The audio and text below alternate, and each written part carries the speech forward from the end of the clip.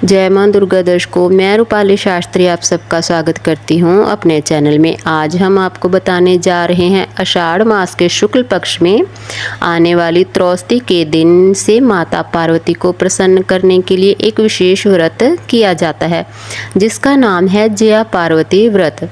शास्त्रों के अनुसार जया पार्वती व्रत को करने से सुहागन स्त्रियों को अखंड सौभाग्य की प्राप्ति होती है और कुंवारी कन्याओं को मनचाहा वर मिलता है। माता पार्वती ने भगवान शिव को पति के रूप में पाने के लिए कठोर तप और तपस्या की है और ऐसा ही है यह व्रत भी, जिससे करने से कन्याएं शिव जी के समान वर प्राप्त कर सकती हैं। इसके लिए इस व्रत को विधि विधान और श्रद्धा पूर्वक करके माता पार्वती को प्रसन्न करना अति जरूरी होता है। उनका आशीर्वाद भी प्राप्त किया जाता है।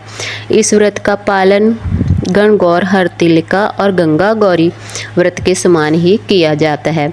आज के इस वीडियो में हम आपको बताएंगे कि इस वर्ष में जया पार्वती व्रत कब आ रहा है, उस दिन के शुभ मुहूर्त कब हैं, इस व्रत की पूर्णोति कब होगी, इसका पालन करने की विधि क्या है और आखिर यह व्रत किस किस को करना चाहिए और किस स्थान पर करना चाहिए।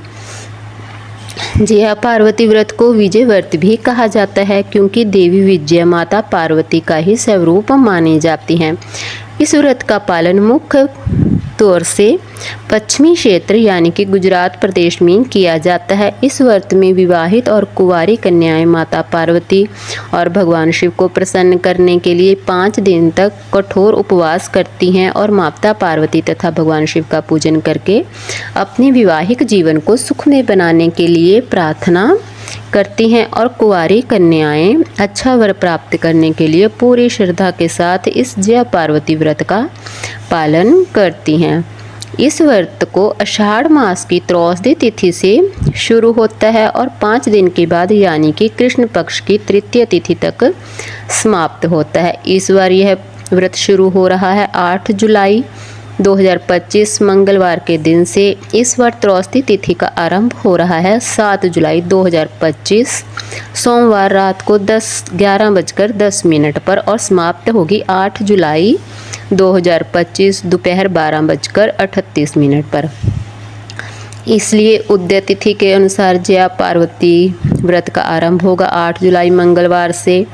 इस दिन ब्रह्म मुहूर्त का समय है सुबह 4:09 से लेकर 4:50 तक और प्रातः काल में भगवान की पूजा आराधना करने का समय रहेगा सुबह 4:29 से लेकर 5:30 तक।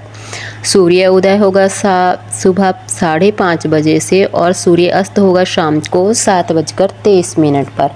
संध्या काल में भगवान की पूजा करने का समय रहेगा शाम 7:23 से लेकर 8:23 तक और यह व्रत 1 या 2 दिन नहीं पूरे 5 दिनों तक किया जाता है। इसलिए यह व्रत 12 जुलाई शनिवार को समाप्त होगा। इस व्रत के अंदर नमक का सेवन बिल्कुल नहीं करना। इसके अलावा इस व्रत में गेहूं का आटा, किसी भी प्रकार की सब्जी, तरकारी इत्यादि का सेवन भी नहीं करना चाहिए। इस व्रत में केवल फल, दूध, दही, फलों का रस या दूध से बनी मिठाई खाई जा सकती है और व्रत के अंतिम दिन में मंदिर में पूजा करने के बाद नमक और गेहूं के आटे से बनी रोटी या पूरी का सेवन करके व्रत का उद्यापन किया जाता है। इस व्रत में अंतिम दिन पूरी रात्रि का जागरण होता है और फिर अगले दिन अपने व्रत की पूर्णोति की जाती है। इस व्रत को एक बार शुरू करने के बाद लगातार 5, 7, 9 या फिर 11 या 20 वर्षों तक किया जाता है।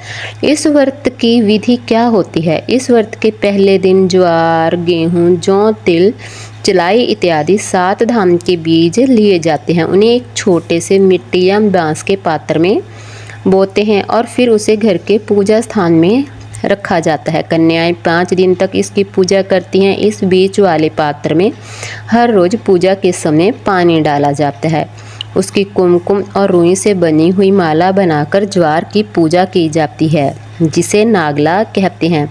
इस प्रकार 5 दिनों तक पूजा करके व्रत के अंतिम दिन में कन्याएं जया पार्वती व्रत का पालन कर रही हैं। वह जया पार्वती जागरण का भी पालन करती हैं। अंतिम दिन में रात्रि में वह पूरी रात्रि जागरण करती हैं। भगवान शिव के भजन और उनका नाम का जप स्मरण करती हैं। शिव भगवान और माता पार्वती की आराधना करते हुए इस रात्रि को व्यतीत करते हैं और यह रात्रि जागरण अगले दिन सुबह काल तक किया जाता है। जैसे गौरी तृतीया के रूप में मनाया जाता है, यह 5 दिवस उपवास पूर्ण हो जाते हैं तो फिर जागरण के अगले दिन ज्वारे बाहर निकल जाते हैं और फिर पवित्र नदी या किसी अन्य जलाशय में जल प्रवाहित किया जाता है। इसके बाद पूजा की जाती है और अन्य महत्वपूर्ण धार्मिक अनुष्ठानों का भी पालन किया जाता है।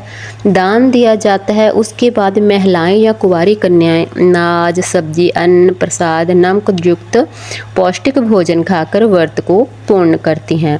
तो यह थी आने वाले जया पार्वती व्रत के विषय के संपूर्ण जानकारी। आशा है कि आपको यह जानकारी अच्छी लगी होगी। अगर आपको हमारी जानकारी अच्छी लगी तो हमें कमेंट कर ज़रूर बताएं। जिन लोगों ने अभी तक हमारा चैनल सब्सक्राइब नहीं किया, कृपया वो चैनल को सब्सक्राइब करें, लाइक करें, कमेंट करें और शेयर भी ज़रूर कर लें। जय माँ दुर्गा।